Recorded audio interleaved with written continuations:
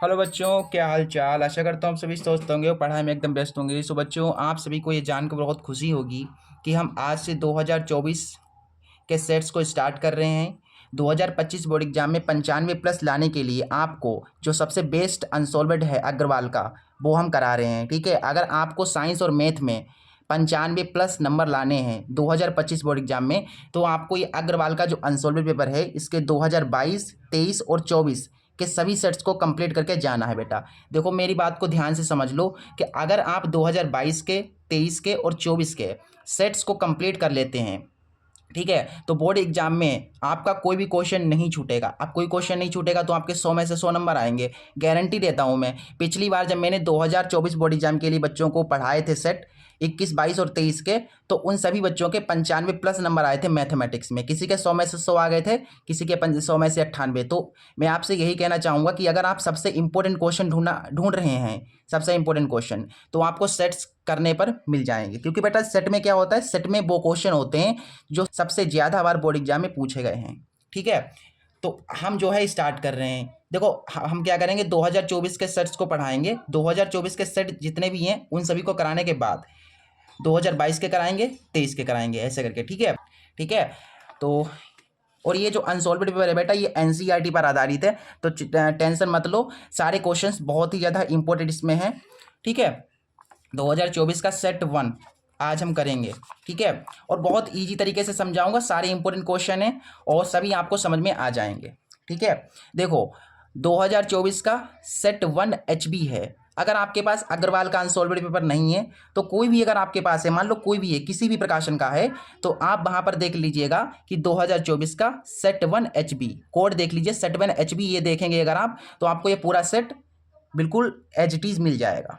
ठीक है, चलिए यहाँ पर देखिए, जैसे बोर्ड एग्जाम में पेपर बनेगा वैसे ही इसमें बनाया गया है।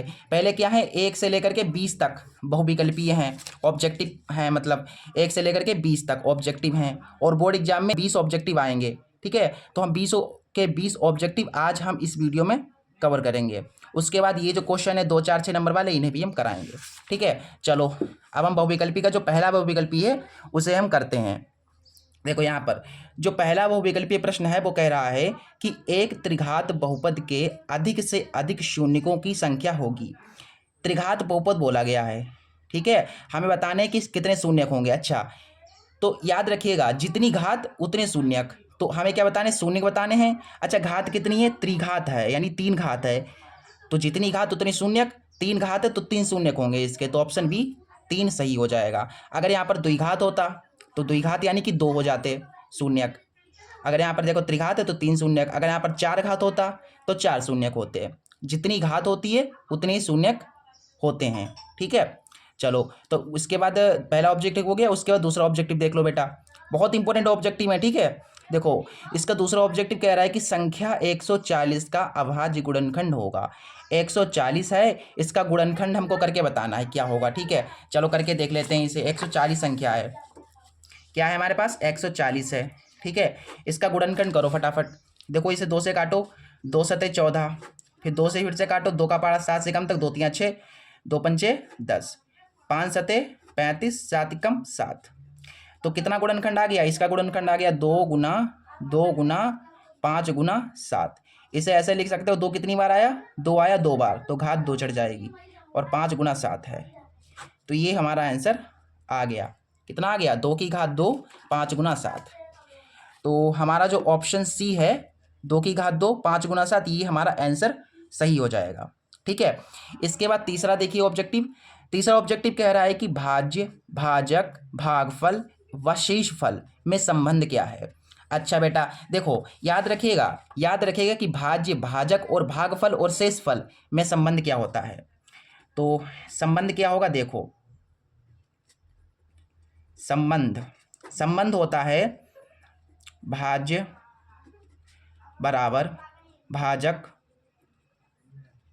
गुणा भागफल प्लस शेषफल, ये होता है बेटा संबंध।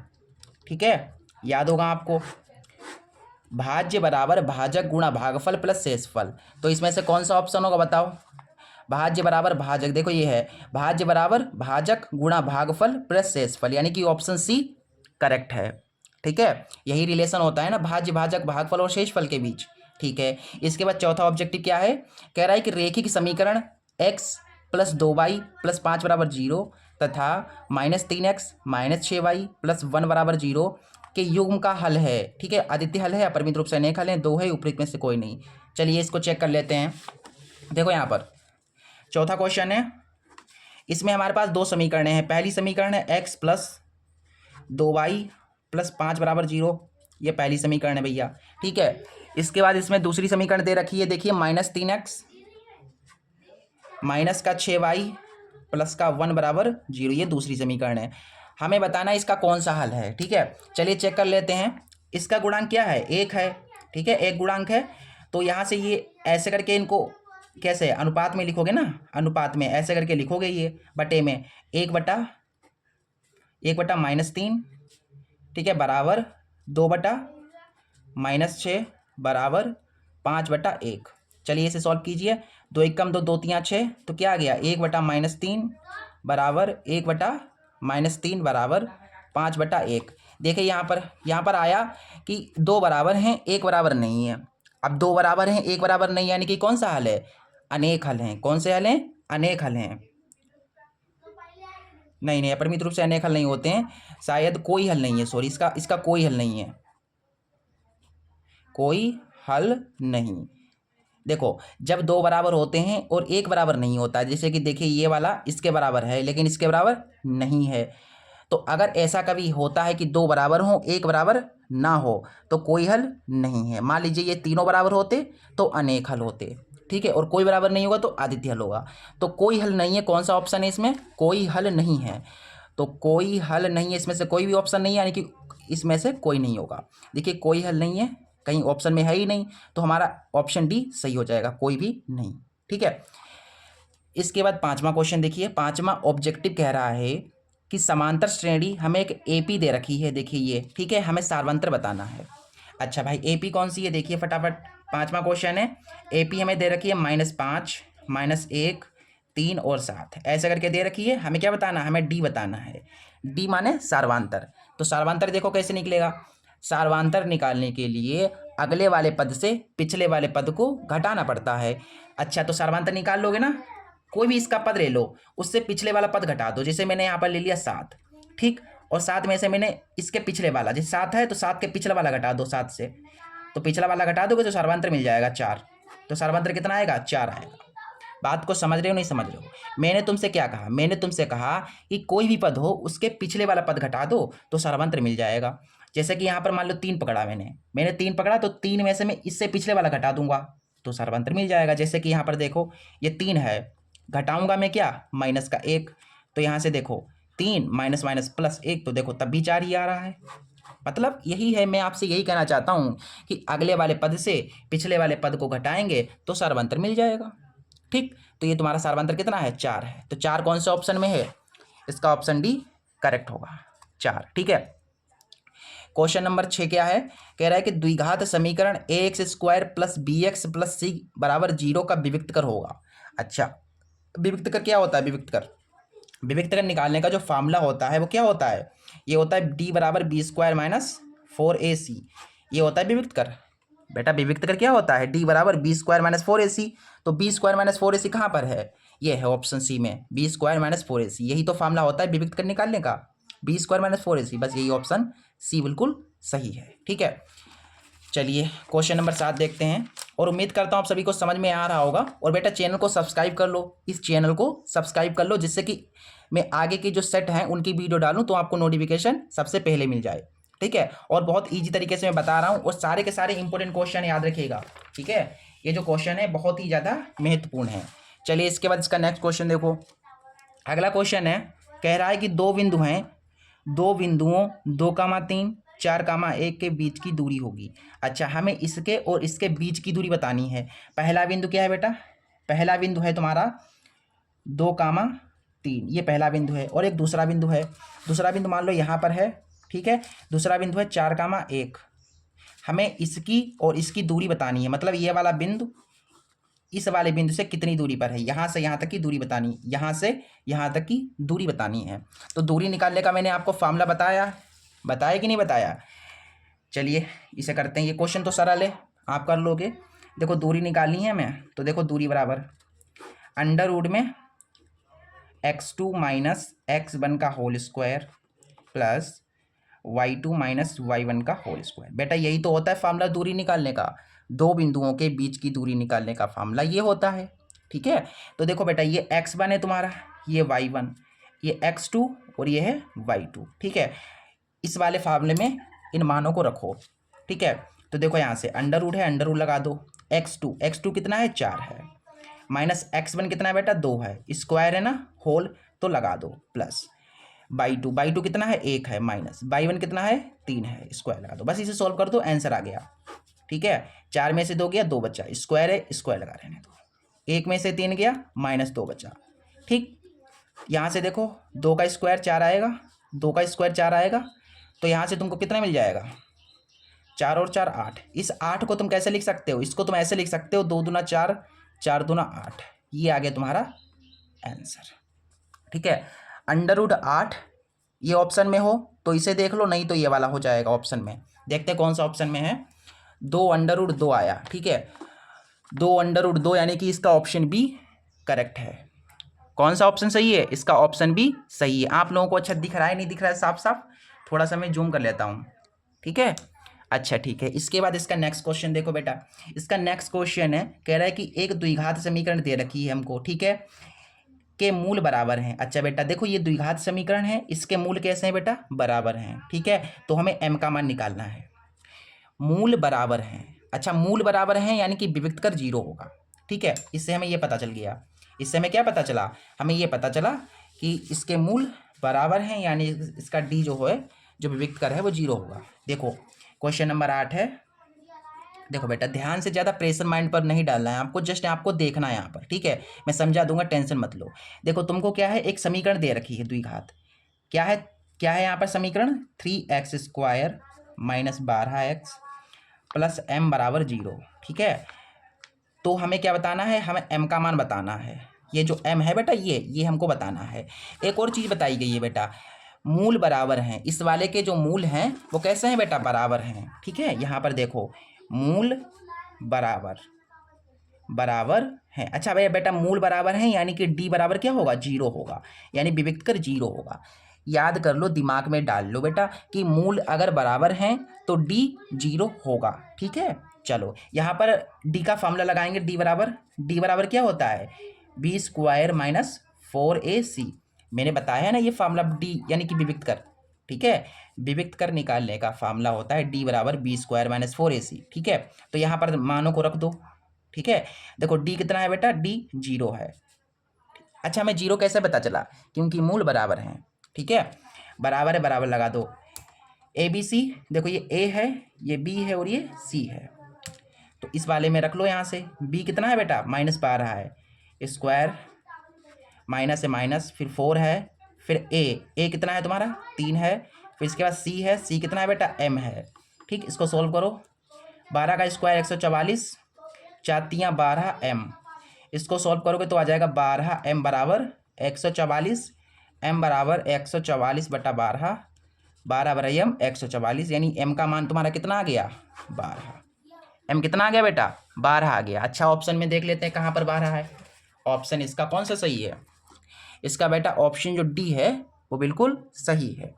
इसके बाद क्वेश्चन नंबर 9 क्या कह रहा है, क्वेश्चन नंबर 9 बहुत ही ज़्यादा इंपॉर्टेंट है। देखो क्वेश्चन 8 भी इंपॉर्टेंट था, क्वेश्चन नंबर 9 भी इंपॉर्टेंट है।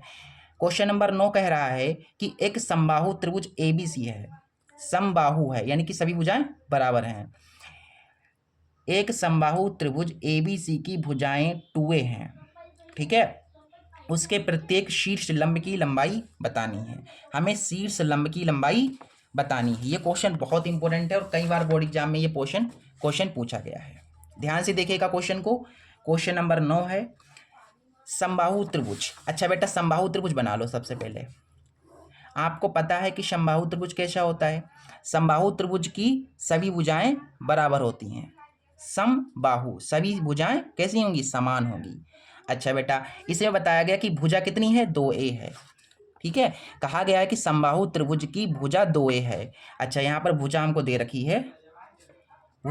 रखी है 2a। ठीक है, अच्छा बेटा भुजा 2a है, ये वाली जो भुजा है बेटा ये 2a है, अगर ये 2a है तो ये भी 2a होगी और ये वाली भी 2a होगी। भाई समबाहु है यानी कि सभी भुजाएं बराबर हैं, अगर ये 2a है तो ये सभी भुजाएं 2a होंगी। हमें बताना है शीर्ष लंब की लंबाई। क्या बताना है बेटा, देखो यहाँ पर क्वेश्चन में शीर्ष लंब। अच्छा शीर्ष कहाँ पर है इसका शीर्ष ये है कि नहीं, तो इससे एक लंब डालो, शीर्ष लंब यानी कि शीर्ष से डाला गया लंब शीर्ष लंब होता है, तो ये शीर्ष है, इससे एक लंब डाल दो ऐसे, तो मैंने लंब डाल दिया, ये लंब पड़ गया। हमें यहाँ से यहाँ तक की दूरी बतानी है, ठीक है, शीर्ष लंब की लंबाई बतानी है। क्या बताना है बेटा, शीर्ष लंब की लंबाई बतानी है। चलिए आ जाइए क्वेश्चन पे, अब फटाफट सॉल्व करते हैं इसे। देखो इसे ए मान लो, इसे बी मान लो, और यहाँ पर इसको सी मान लो, इसको मान लो डी। देखो ये पूरी की पूरी लंबाई कितनी है, 2a है, ये पूरा पूरा कितना है 2a, तो ये यहाँ से यहाँ तक कितना होगा, देखो ये यहाँ से लेकर के यहाँ तक 2a है, तो ये वाला कितना होगा, ये a होगा और ये भी a होगा, यानी ये a और ये a पूरा 2a हो जाएगा, मतलब आधा आधा कर सकते हैं, ठीक है। तो ऐसे मैंने कर लिया कि जो ये पूरा का पूरा 2a था इसको मैंने आधा आधा कर दिया, यानी ये a कर दिया और ये a कर दिया, ऐसे करके, ठीक है। चलिए बेटा देखो अब यहाँ पर इस वाले त्रिभुज में आ जाओ, इस वाले त्रिभुज में आ जाओ। इस वाले त्रिभुज में तुमको कर्ण पता है और इसका आधार पता है और ये लंब पता करना है, यानी पाइथागोरस लगा देंगे तो काम हो जाएगा। कौन से त्रिभुज में, त्रिभुज ए बी सी में, ठीक है। तो ऐसे करो त्रिभुज ए बी सी में पाइथागोरस लगाने पर, पाइथागोरस लगा दो फटाफट, ठीक है। मैं प्रॉपरली करा रहा हूँ बेटा, ठीक है, प्रॉपरली, जिससे कि आपको पूरा का पूरा कॉन्सेप्ट समझ में आ जाए। पाइथागोरस प्रमेय लग जाएगी। पाइथागोरस प्रमेय कहती है कि कर्ण स्क्वायर, क्या कहती है बेटा, कर्ण स्क्वायर बराबर लंब स्क्वायर प्लस आधार स्क्वायर, ये आपकी होती है पाइथागोरस प्रमेय,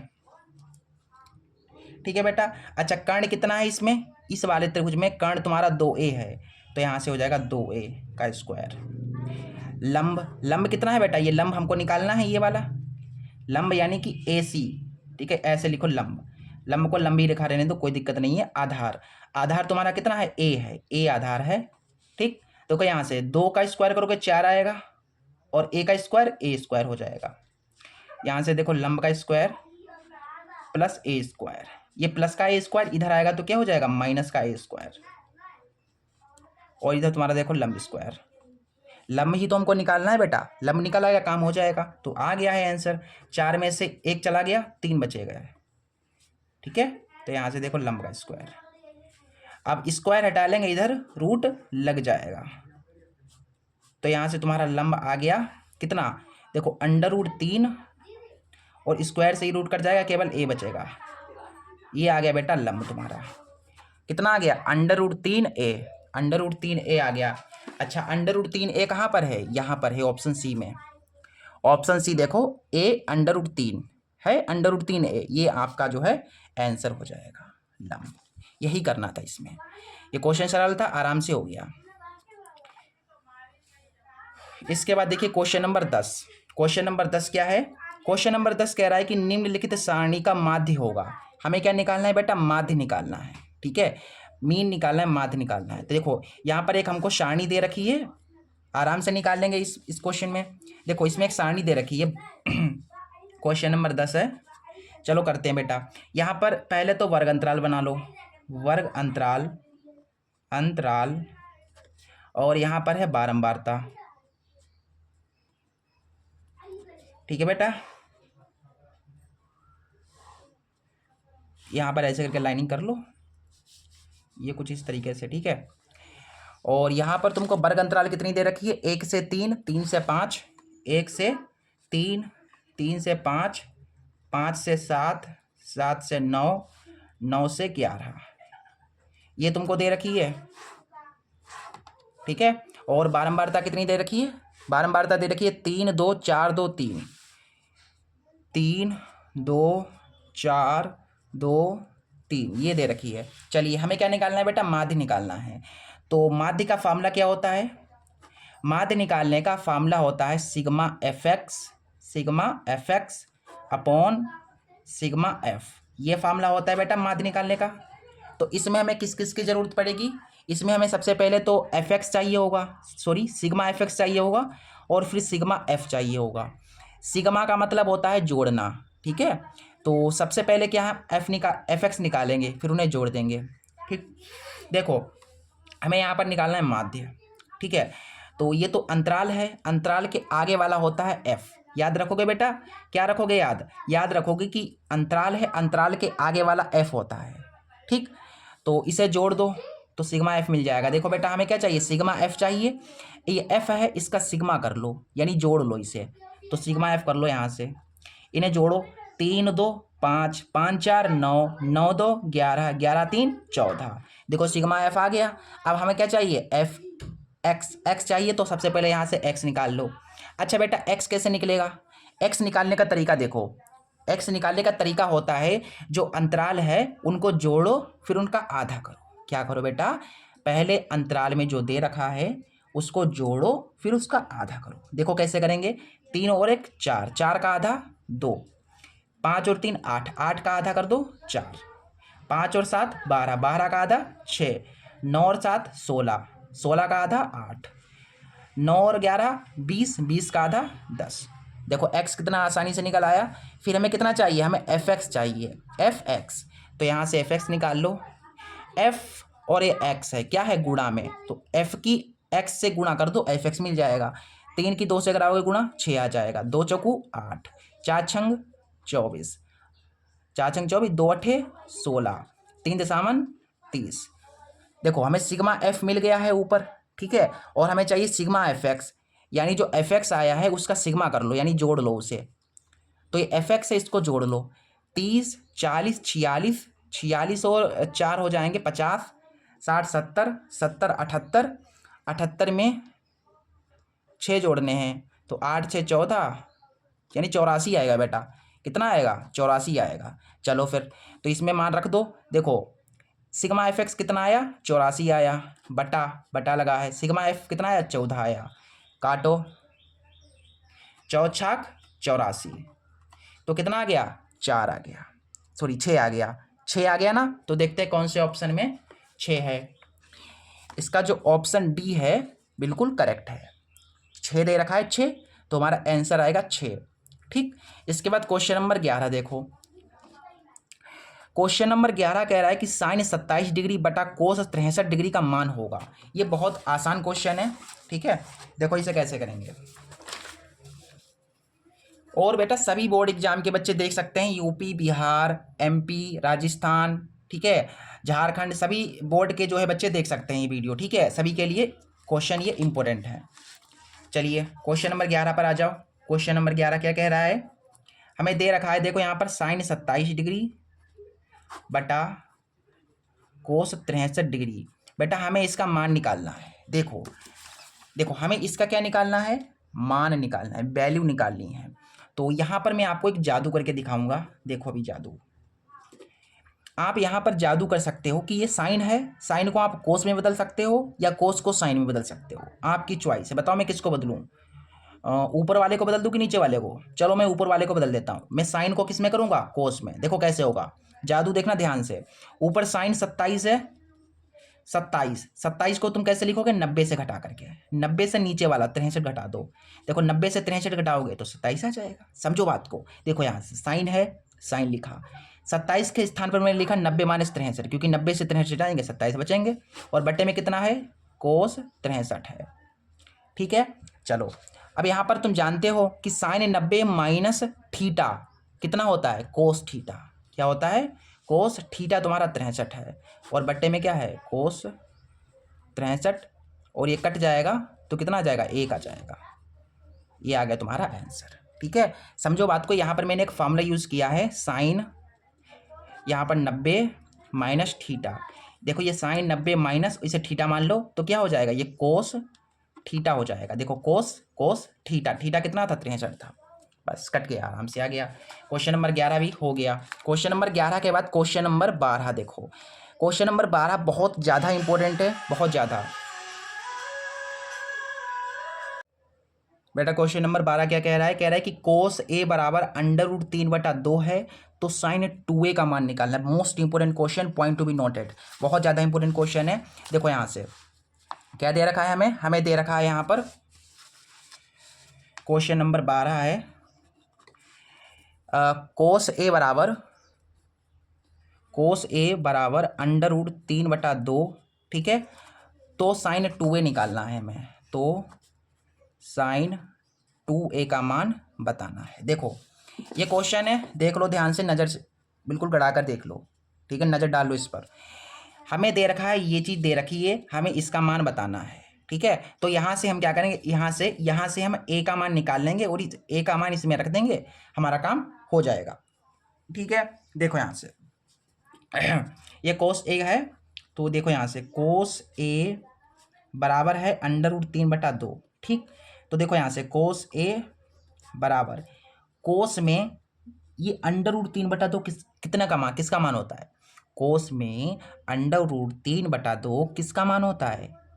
ये होता है कोस 30 डिग्री का।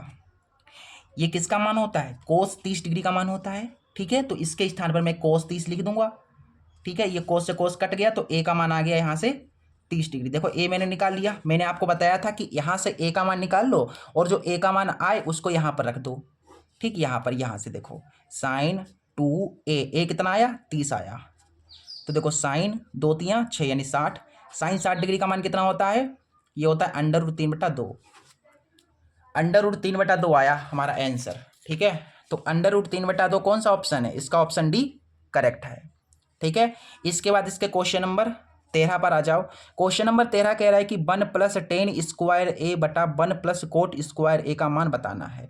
बहुत इंपॉर्टेंट क्वेश्चन है, ठीक है। Question number 13, 1 + tan² a / 1 + cot² a का मान हमको बताना है। आ जाओ क्वेश्चन पे फटाफट। देखो ये 1 है, 1 + tan² a इसका फॉर्मूला क्या होता है? 1 + tan² a का ये होता है sec² a, होता है नहीं होता है? तो इसके स्थान पर मैं लिख दूंगा sec² a। ये किसका फॉर्मूला होता है? 1 + cot² a किसका फॉर्मूला होता है? 1 + cot² a होता है cosec² a का फॉर्मूला। तो इसके स्थान पर मैं लिख दूंगा cosec² a। सेक को मैं लिख सकता हूं 1/cos, और नीचे कोसिक है, इसको लिखूंगा 1/sin, ठीक। सबसे नीचे वाला सबसे ऊपर गुणा करेगा कुछ इस तरीके से, sin² की 1 से गुणा हो जाएगी तो आ जाएगा sin² a, 1 की cos² से गुणा होगी तो आ जाएगा cos² a। sin/cos क्या होता है? tan होता है, स्क्वायर है तो स्क्वायर लगा दो, बस ये तुम्हारा आ गया आंसर।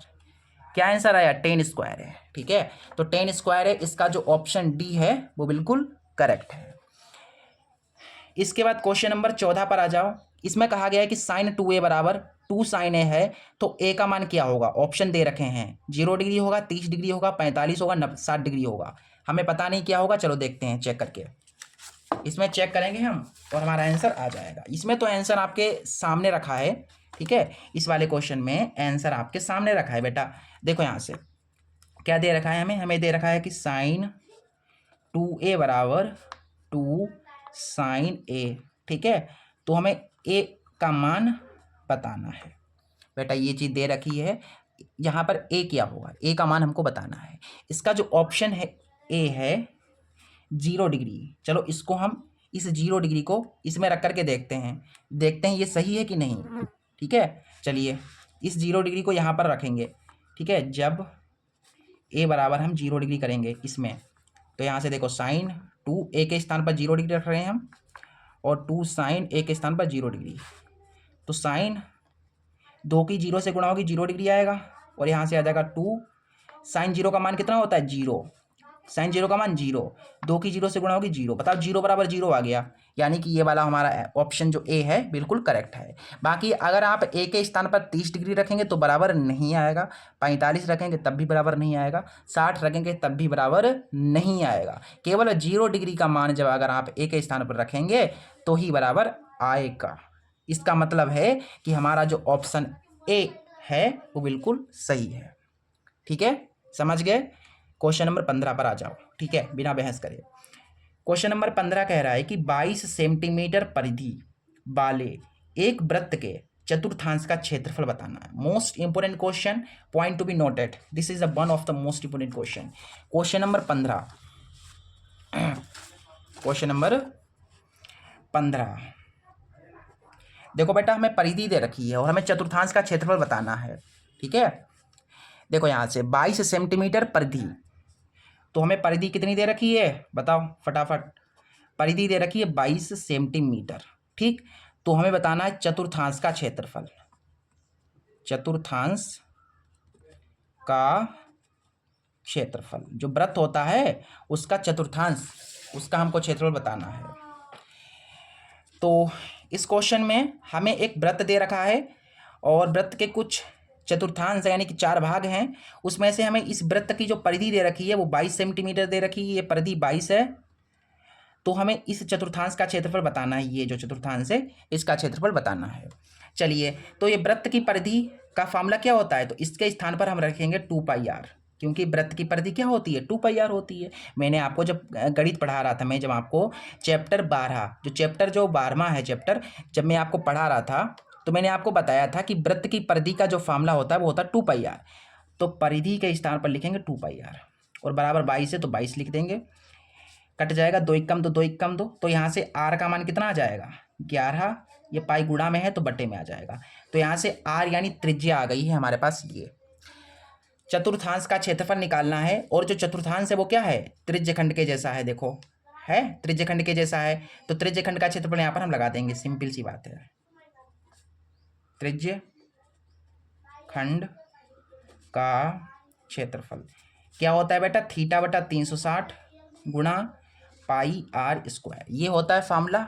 ठीक है, तो यहाँ से थीटा कितना होगा, देखो 90 डिग्री बन रहा है, बिल्कुल खड़ा है, सीधा सीधा लंबवत है तो 90 डिग्री बन रहा है। तो यहाँ पर थीटा तुम्हारा 90 है, बटा में 360, पाई लिख दो। आर कितना है तुम्हारा 11 बटा पाई है, स्क्वायर में है ना तो दोबारा लिख दो, 2 बार लिखो इसे, पाई से पाई कट जाएगा, 9 1 9 चौके 36। तो यहाँ से आ गया तुम्हारे पास 11 के 11 से गुणा कराएंगे तो 11 ग्राम 121 और 4 की पाई से गुणा हो जाएगी तो आ जाएगा 4 पाई।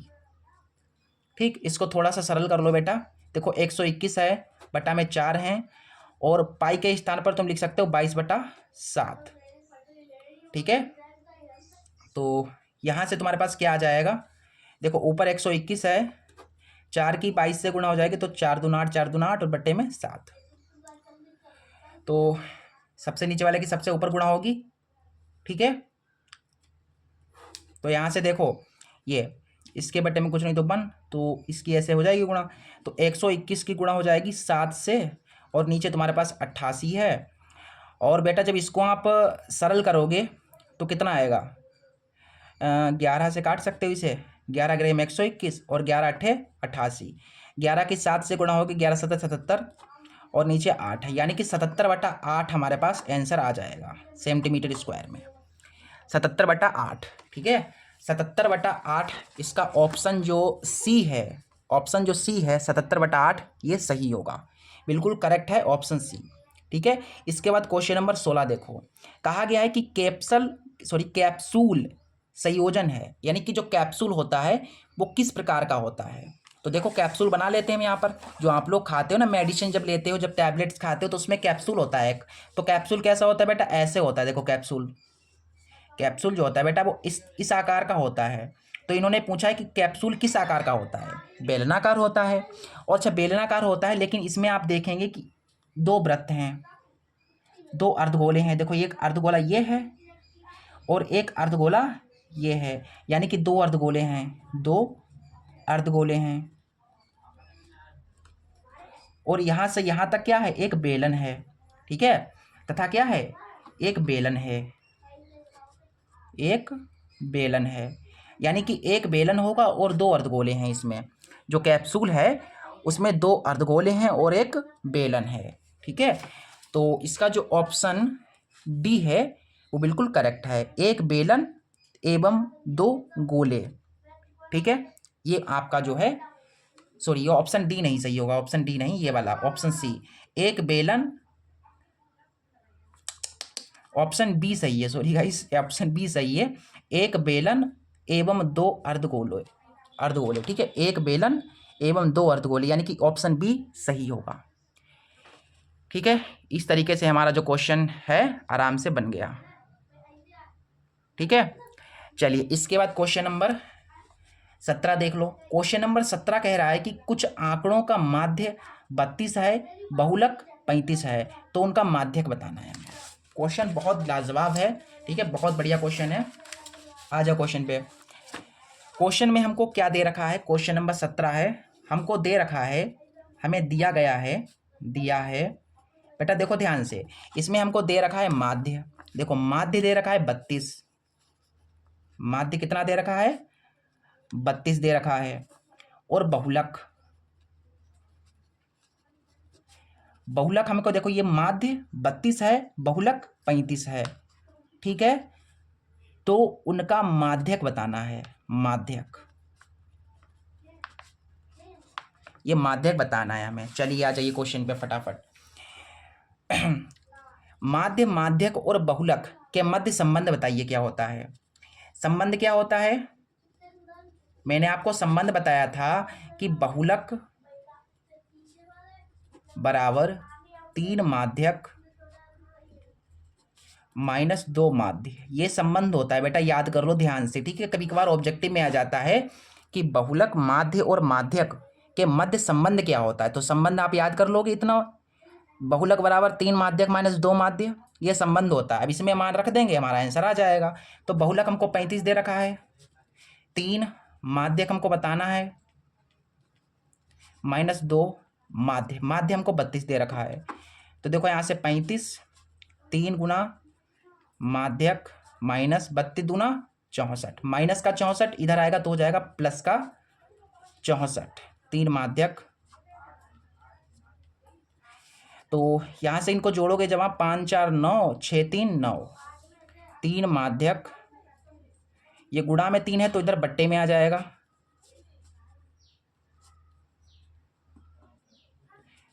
3 तिया 9, 3 तिया 9, यानी कि 33 आ गया हमारा आंसर। तो माध्यक कितना होगा बेटा 33 होगा, कितना होगा 33 होगा। इसका ऑप्शन डी बिल्कुल करेक्ट होगा। क्वेश्चन नंबर 17 के बाद क्वेश्चन नंबर 18 देखो। क्वेश्चन 18 कह रहा है कि हमें एक बारंबारता दे रखी है, सारणी दे रखी है, इस सारणी को देख करके हमें बहुलक बताना है, मतलब सोल्व करके बहुलक बताना है क्या होगा। ये सारणी दे रखी है, चलिए इस सारणी को हम सबसे पहले पेज पे बना लेते हैं, इसके बाद हम इसका बहुलक निकालेंगे। देखिए हमें यहाँ पर सबसे पहले तो वर्ग अंतराल दे रखी है, वर्ग अंतराल, और वर्ग अंतराल के बाद हमको बारंबारता दे रखी है। चलिए फटाफट आ जाइए, ये वर्ग अंतराल क्या है हमारे पास, हमारे पास है 0 से 5, 5 से 10, 10 से 20 और 20 से 25, यानी 5 5 का डिफरेंस है। और यहाँ पर 8 है, 7 है, 18 है, सॉरी गाइस यहाँ पर थोड़ी सी मिस्टेक हो गई है, 0 से 5, 5 से 10, 10 से 15 है। ठीक है, तो यहाँ पर हो गया 10 से 15, फिर 15 से 20 और फिर है 20 से 25। ठीक है, तो 10 से 15 ये 18 हो गया, फिर इसके बाद 19 हो जाएगा, फिर इसके बाद हो जाएगा 6। चलिए हमें क्या बताना है बेटा, बहुलक बताना है, हमें बहुलक बताना है। आ जाइए क्वेश्चन पे। मैंने आपको बताया कि वर्ग अंतराल के आगे वाला f होता है, तो बेटा ये f है तुम्हारा। ठीक, तो हमें सबसे पहले फार्मूला पता होना चाहिए बहुलक निकालने का, फार्मूला पता होगा तभी तो इसको सोल्व कर पाएंगे। तो बहुलक निकालने का फार्मूला क्या होता है, बहुलक निकालने का फार्मूला क्या होता है, तो देखो ये होता है फार्मूला, बहुलक, बहुलक बराबर, बहुलक बराबर शायद मुझे याद आ रहा है L प्लस होता है, L प्लस F1 माइनस, ऐसे होता है शायद,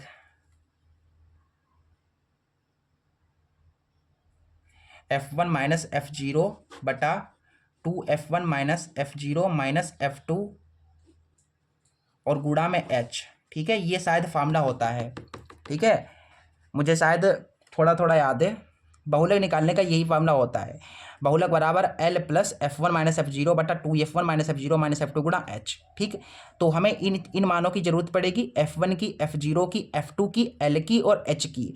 तो हमें यहीं पर दे रखे हैं ये, आपको देखना है, आपके जो मान है बेटा इसी सारणी में आपको दे रखे हैं, आपको उन आंखों से देखना है जिन आंखों से इसमें मान दे रखे हैं। सबसे पहले देखो, हम सबसे पहले निकालेंगे F1, ठीक। F1 के बाद हो जाएगा F0, फिर उसके बाद हो जाएगा F2, उसके बाद L निकाल लेंगे और उसके बाद H निकाल लेंगे, ठीक।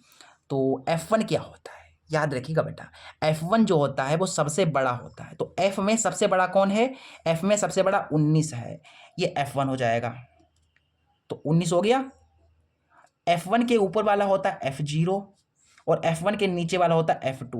तो F0 तुम्हारा यहाँ पर है 18, F2 तुम्हारे पास है 6। F1 के आगे वाला, F1 के आगे वाला होता है तुम्हारा L। तो L तुम्हारा कितना है? 15। एच यानी अंतर। तो इस अंतराल में कितने कितने का अंतर है? देखो 0 से 5, 5 में 5 जोड़ा तो 10 मिला, 10 में 5 जोड़ा तो 15 मिला, 15 में 5 जोड़ा तो 20 मिला, 20 में मैंने 5 जोड़े तो 25 मिला, यानी कि 5 5 का अंतर है। तो एच यानी कि 5 आ गया। बस ये मान देखो मिल गए। इन मानों को इस फार्मूले में रख दो तो हमारा आंसर आ जाएगा।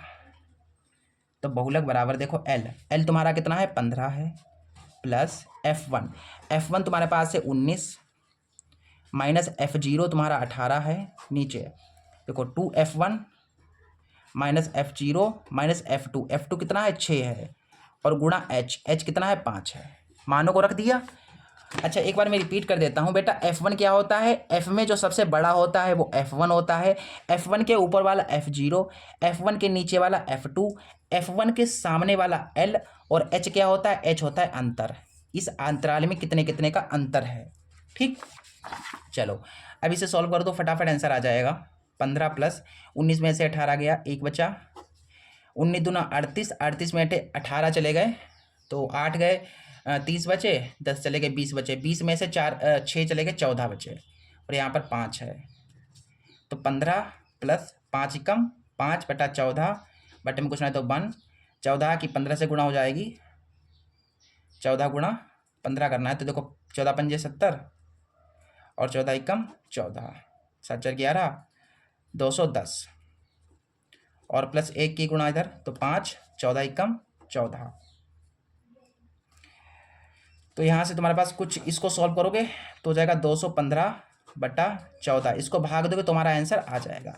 लेकिन हमें यहाँ पर एक चीज़ है देखनी, यहाँ पर थोड़ी सी मुझसे बेटा क्या हो रही थी? मिस्टेक हो रही थी। मिस्टेक नहीं हो रही थी, मैं आपको बताऊँ, मिस्टेक तो हो ही नहीं रही थी। हमने यहाँ पर ऑप्शन नहीं देखे बेटा, हमने यहाँ पर ऑप्शन नहीं देखे। ऑप्शन में हमको ये दे रखा है, तो हमें उतना तिड़ीझाम करने की ज़रूरत ही नहीं थी। उतना मतलब सॉल्यूशन मैंने किया उसकी कोई ज़रूरत नहीं थी बेटा।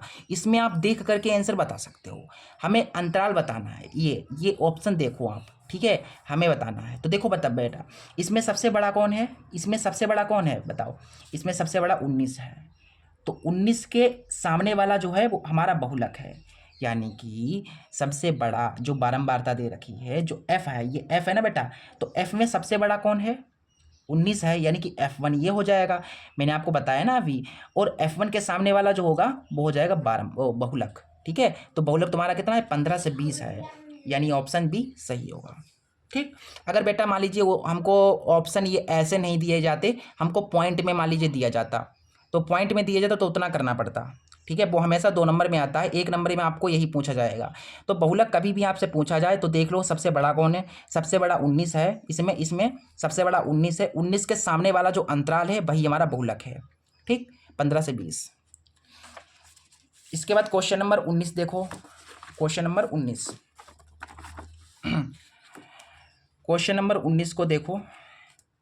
क्वेश्चन नंबर 19 कह रहा है कि दो पासों को एक साथ उछालने पर दोनों पासों पर प्राप्त संख्या का योगफल 10 होने की प्रायिकता बतानी है। अच्छा, दो पासे उछाले जाते हैं, ठीक है, और दो पासे उछाले गए, जैसे एक पासा ये उछाला गया और एक पासा ये उछाला गया। तो इस पर मान लीजिए 5 आ गया और इस पर भी 5 आ गया, तो इनका देखो योग कितना आ रहा है? इनका योग जो आ रहा है वो 10 आ रहा है। मतलब ऐसे कितने तरीके होंगे, कितने तरीके होंगे कि योगफल 10 आए? उनकी प्रायिकता संभावना हमको बतानी है, प्रायिकता बतानी है। चलिए देखते हैं। सबसे पहले हम यहाँ पर लिखेंगे कि पासे को 2 बार, या लिख दो यहाँ पर दो पासे को 2 बार उछालने पर प्राप्त परिणाम। कितने परिणाम प्राप्त होंगे? 6 की पावर n। कभी भी हमको अगर पासे के परिणाम निकालने होते हैं तो फार्मूला लगाता है 6 की पावर n। n कितना है? n का मतलब कितनी बार उछाला गया है? n का मतलब कितनी बार उछाला गया? 2 बार उछाला गया, तो n का मान 2 रख दो, तो हमारा आ गया 6 छंगे 36। यानी कि कितने परिणाम होंगे? 36 परिणाम होंगे। ये आंसर नहीं है, ये 36 आ गए परिणाम। टोटल परिणाम आ गए 36। ठीक है, तो हमें तो योगफल बताना है 10। तो 36 परिणाम आए हैं, लेकिन 36 परिणाम कौन कौन से हैं वो हमको बताने हैं। तो यहाँ से देखो, ऐसे लिखो कि कुल परिणाम आपको पता है बेटा कितने हैं? कुल परिणाम आपके हैं 36। अब हम उन 36 परिणामों को लिखेंगे। देखो, हो सकता है पहले पासे पर 1 आ गया हो, दूसरे पासे पर भी 1 आया हो सकता है पहले वाले पासे पर 1 आया हो, दूसरे वाले पे 2 आ गया हो सकता है पहले 1 आया हो, फिर दूसरे वाले पासे पर 3 आ गया हो सकता है पहले वाले पासे पर 1 आया हो, उस पर 4 आ गया हो, या ऐसा भी हो सकता है कि पहले वाले पासे पर 1 आया हो, दूसरे वाले पे 5 आया हो, या 1 और दूसरे वाले पासे पर 6। ठीक, ऐसे करके देखो, हो सकता है पहले वाले पासे पर 2 आ गया हो, दूसरे वाले पासे पर 1 आया हो, फिर ऐसे करके लिख दो 2,2, 2,3, 2,4, ऐसे चलता जाएगा, और 2,6 आ जाएगा कहीं पर। ऐसे 3 को पकड़ लो, 3,1, 3,2, 3,3, ऐसे ही चलेगा ये, फिर 3,6 आ जाएगा कहीं पर। ठीक है, फिर ऐसे यहाँ पर 4 को पकड़ लो, हो सकता है 4,1 आया हो, चलेगा ऐसे। फिर यहाँ पर आ जाएगा 4,6। ठीक, फिर 5 को पकड़ लो, हो सकता है 5,5 आया हो, फिर 5,5 आएगा, फिर 5,6 आएगा, ऐसे करके। चलिए, अब हमें प्रायिकता बतानी है, तो प्रायिकता निकल आएगी। देखिए, प्रायिकता निकालने का फॉर्मूला क्या होता है? मैंने आपको बताया, प्रायिकता निकालने का फॉर्मूला ये होता है संभव परिणाम बटा कुल परिणाम। ये होता है फॉर्मूला प्रायिकता निकालने का, ये वाला फॉर्मूला होता है बेटा, देख लो, ये फॉर्मूला होता है प्रायिकता निकालने का। तो संभव परिणाम क्या है? संभव परिणाम हमको जो आंसर चाहिए, हमें क्या चाहिए? हमें चाहिए 10 आना चाहिए। तो बताओ 10 कहाँ कहाँ पर आ रहा है? देखो, यहाँ पर कितना आया था? पहले वाले पासे पर 4 और दूसरे वाले पासे पर 6, यानी इनको जोड़ोगे तो कितना आ गया? 10 आ गया। यानी एक परिणाम तो ये हो गया, एक परिणाम ये हो गया, और दूसरा वाला यहाँ पर देखो, ये 5 आ गया और ये 5 आ गया, यानी कि ये वाला हो गया एक परिणाम। यानी कि टोटल परिणाम हो गए 1 और 1 2, यानी संभव परिणाम तुम्हारे 2 आ गए, और कुल परिणाम कितने हैं? कुल परिणाम तुम्हारे हैं 36। इनको काटोगे अगर, 2 एकम 2, 2 एकम 2, 2 अट्ठे 16, यानी 1/18 आ रहा है आंसर। बस 1/18। ठीक है, ठीक है बेटा।